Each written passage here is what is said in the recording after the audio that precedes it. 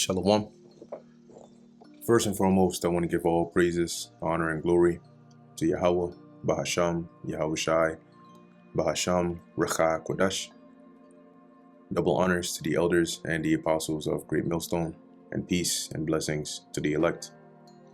And today we're going to go into the book of Haggai, which Haggai, being one of the prophets along with Zechariah, at this point in time, we have already covered the beginnings, right, of the Neo-Babylonian Empire, right, under Nebuchadnezzar II. When they came, they besieged Jerusalem and took captives, right? So we know Daniel was over there around that time and all of that. So we've not passed that time. We've passed the fall of the Babylonian Empire, and at this point in time, the Persians, or the Achaemenid Empire, is what's in rulership right now, and in particular Darius the king. So right before this time, actually, you had the commandment that was given by Cyrus, and then of course, to go back and rebuild the temple, which we did, right? We went back, we started building. However, during the reign of Cambyses II and Bardia, that building was halted, right? So right around the time of Haggai, I know when we read and we covered in the book of Ezra, we went through the whole sequence where we successfully built the temple and all that good stuff, right? But the book of Haggai right here takes place somewhere in the middle, right? So at this point, we started building the temple, but we didn't finish because we were halted, right? Those Persian kings at the time, right, basically listened to the governors of these regions near us, and they halted us from building the temple. So now in the reign of Darius, the Lord puts the spirit upon Haggai and Zechariah to basically go and for lack of better words, put fire under our asses to go ahead and get back to building and finish building the temple. Because for a period of time, since we weren't allowed to do it, we sort of just went back to just building, our houses and then all those kinds of things. So that's pretty much what we cover here in the book of Haggai, where the Lord is talking to Jerusalem or Israel through Haggai, letting them know, hey, it's not acceptable that you guys are doing your own thing. Meanwhile, my temple is over here and it's not even built. Right? What's going on? So this is the book of Haggai, chapter 1, verse 1. Haggai begins temple building. In the second year of Darius the king, in the 6th month, in the first day of the month, came the word of the Lord Yahweh by Haggai the prophet unto Zerubbabel the son of Shealtiel, governor of Judah, and to Joshua the son of Josedek, the high priest, saying. Now before we carry on, I just want to take a look here, if this will load. If not, then we can just, it's fine, we can keep going. Verse 2, Thus speaketh the Lord Yahweh of hosts, saying, This people say, the time is not come, the time that the Lord's house should be built. So this is the word that came to Haggai, and the Lord is saying, basically the Israelites at the time are now of the mindset that maybe it's not time to build the Lord's temple. Maybe that's why he allowed he didn't put the spirit upon these kings to allow us to continue building. Maybe that's why he had it be halted. Verse 3, Then came the word of the Lord Yahweh by Haggai the prophet, saying, Is it time for you, O ye, to dwell in your sealed houses, and this house lie waste? And this house is referring to the temple, right? So is it time for you to have your houses built back up and everything set up? Meanwhile, the Lord's house is just lying waste, is incomplete. Now therefore, thus saith the Lord of hosts, consider your ways. Ye have sown much, and bring in little. Ye eat, but ye have not enough. Now remember that it was some years from when we were stopped from building the temple up until we were given permission again to continue building. So some time had passed from after we had stopped the building to this time that Haggai is giving this message here. So it says here, ye have sown much and bring in little. And when you sow, that's where you plant, right? Just like husbandry, for example, but you know the process, right? You break up the earth, you plant the seeds, you water it, so on and so forth. So when you sow, that's what you do, you're planting. And as Haggai is saying here, via the words of the Lord, consider your ways. Have you not noticed that you sow much, right? You have sown much and bring in little. Ye eat, but ye have not enough. Ye drink, but ye are not filled with drink. Ye clothe you, but there is none warm. And he that earneth wages to put it into a bag with holes. So what was Haggai really saying here? Obviously, this is not necessarily literal, right? In the sense that when you put on clothes, yeah, it's gonna warm you up. That's why you put it on, right? When you eat, eventually you'll get full. When you drink, yeah, eventually you'll get full. But here, it's on a higher level. What it means is you're not satisfied. You're not getting enough. You're constantly lacking. You're constantly, in need, even though you're putting in work and you're doing all of these things. Verse 7, and this is something that is, a byproduct, if not a direct correlation of the curses, right, that the Lord had put upon us. But at this point, as we're going to continue to read, verse 7, thus saith the Lord of hosts, consider your ways. See, so stop and think for a second. Have you not noticed, right, the situation that you're in? Go up to the mountain and bring wood and build the house, and I will take pleasure in it, and I will be glorified, saith the Lord. So the Lord says, enough with this chilling around. Get up, go get the materials, and come and continue the building. Verse 9, ye looked for much, and lo, it came to little. And when ye brought it home, I did blow upon it. Why, saith the Lord of hosts? Because of mine house that is waste, and ye run every man onto his own house. So the Lord is saying, I'm making life harder for you, where you sow, but you bring in little, you drink, but you're not filled. You're constantly in need. You're living a hard life. Okay, right? As it says here, you searched, right? You searched for much, and lo, you came with little. And when you brought it home, I blew upon it. Basically meaning that the things that you work for, the Lord, basically would have it to where you don't get the fullness of it. And he's saying, I'm doing this because you've left my temple waste. But everybody's good. Everybody's building their houses and getting settled and doing all of that stuff. Verse 10, therefore the heaven is over you, or the heaven over you is stayed from dew, and the earth is stayed from her fruit, which is metaphorical for, having a lack of crops, like lack of, in order to have good crops, you need to have good rain. You need to have good soil. You need to have the earth, it needs to yield, its best to you. Now, when the Lord said, as a matter of fact, let's see if we can find that. Forget which book it was. I know it was in the Torah though. Let's see, the latter rain. There you go. Let's check Deuteronomy chapter 11. Yeah, here we go. Deuteronomy chapter 11, verse. Yeah, here we go. This is perfect. Verse 10. And this was prior to going into the land. I believe this was Moses.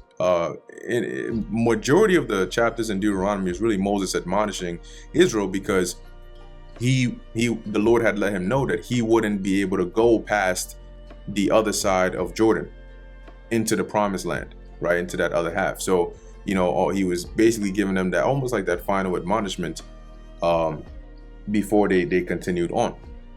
Now in verse 10, right, it says here, for the land whither thou goest to possess it, which is talking about the land of Canaan, is not as the land of Egypt, because we had just came from Egypt, right? We were dwelling in Egypt for a while.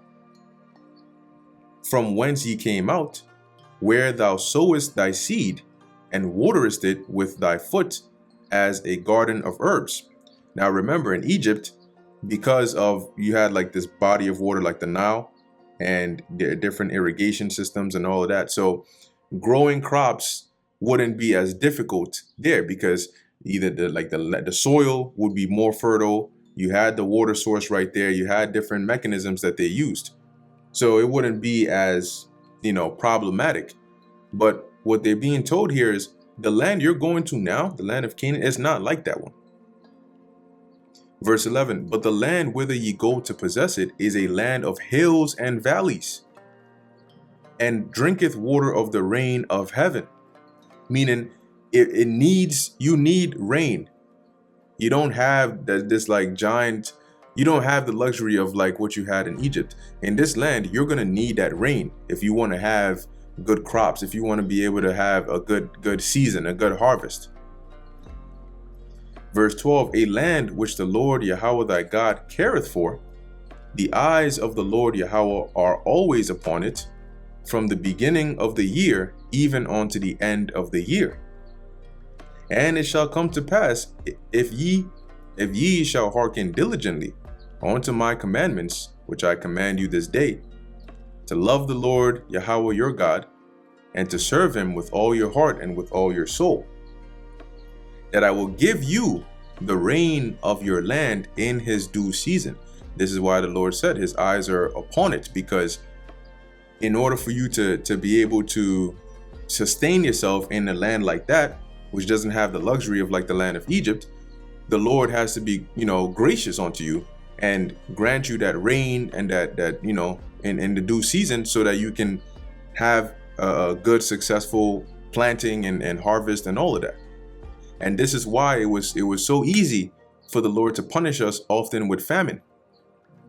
Because if he stopped the water from coming, there you're done. Okay. Verse 14, that I will give you the rain of your land in his due season, the first rain and the latter rain, that thou mayest gather in thy corn and thy wine and thine oil. Now, in like certain places, right, even in like places like, in the East, for example, not everywhere is like America, where you have 4 seasons, right? Like winter and spring and summer and fall and all of that. And there's some parts of the world where you just have 2 seasons, the raining season and then the dry season. So in this case, when the Lord talks about the first rain and the latter rain, he doesn't mean like, okay, on the first day of the year, I'm going to make it rain and then that's it, call it a day. And then maybe like close to the last day of the year. No, he means for a certain season. It would be a season where you can gain that, that rain and the earth would be in a condition needed for you to do your planting and all of that. And that way you could then have your harvest. So roughly about like 2 times a year. Okay. As it says, that thou mayest gather in thy corn and thy wine and thine oil. And I will send grass in thy fields for thy cattle, that thou mayest eat and be full. See, and then, actually, let me read a little bit more. Take heed to yourselves that your heart be not deceived, and ye turn aside and serve other gods and worship them. And then the Lord Yahweh's wrath be kindled against you, and he shut up the heaven. See, that there be no rain, and that the land yield not her fruit, and lest ye perish quickly from off the good land which the Lord Yahweh giveth you. So that's the main point that I wanted to cover right there, which is that because of the region which we dwelt in, we depended on the Lord ultimately to send us that rain so that we could survive. We could, grow the crops, we could have food for our cattle and all of that. So going back to the book of Haggai, what the Lord was doing, right, back in verse 10, as he says, therefore the heaven over you is stayed from dew, and the earth is stayed from her fruit. So the Lord was almost basically shutting up that rain and the fruitfulness of the land, because once again, Israel at this point in time, instead of building the Lord's temple, they were actually just doing their own thing. Verse 11, and I called for a drought upon the land, and upon the mountains, and upon the corn, and upon the new wine, and upon the oil, and upon that which the ground bringeth forth, and upon men, and upon cattle, and upon all the labor of the hands, because majority of the labor would depend upon having that good soil, that good rain. When you have one that is plowing, he's breaking up the earth, he's planting the seeds, but he needs that rain, he needs that water. Okay, if you have a shepherd that is going to take the cattle out to graze, what are they going to graze on? They need food, they need grass, they need, you know, the herbs of the field. But how the herbs grow if there's no rain? See, verse 12. Then Zerubbabel the son of Shealtiel and Joshua the son of Josedek the high priest, with all the remnant of the people, obeyed the voice of the Lord their God, and the words of Haggai the prophet, as the Lord Yahweh their God had sent him. And the people did fear before the Lord Yahweh. Now, keep in mind that Haggai, like we mentioned before, was contemporaries with Zechariah. So Zechariah was also here at this time, motivating the people via the words of the Lord to go back and continue the building. See, so this was the message the Lord sent Haggai to go and tell them and say, this is why he said, consider. There's a reason why you're having a hard time with your crops. There's a reason why you're not getting enough. Likening it onto eating and not being full, or being having clothes but not being warm. It's because the Lord is trying to direct you to the fact that you haven't built his temple, and you have to go ahead and finish that. I mean, that was what the main decree was for anyway. So they took heed, right? As it says here, they feared the Lord. Verse 13, then spake Haggai the Lord's messenger in the Lord, Then spake Haggai the Lord's messenger in the Lord's message unto the people, saying, I am with you, saith the Lord Yahweh. And the Lord stirred up the spirit of Zerubbabel the son of Shealtiel, governor of Judah, and the spirit of Joshua the son of Josedek the high priest, and the spirit of all the remnant of the people, and they came and did work in the house of the Lord Yahweh of hosts their God. So the Lord stirred up that spirit within them, meaning like they got you know, amped up. They're ready. They were like, all right, you know what, you're right, let's do it. And they went back, and then they continued putting in that work and built the temple of the Lord. Verse 15, in the 24th day of the 6th month, in the 2nd year of Darius the king. So that brings us to the end of the book of Haggai, the 1st chapter. Just a bit of context as to, you know, what's going on around this time, what is the purpose, you know, and you know, at least at this point in time, what was the message, right, that the Lord was given? Okay, so Lord willing, this was edifying to the elect. In closing, I want to give all praises, honor, and glory to Yahweh, Bahasham, Yahweh Shai, Bahasham, Recha Kodesh. And until next time, Shalom.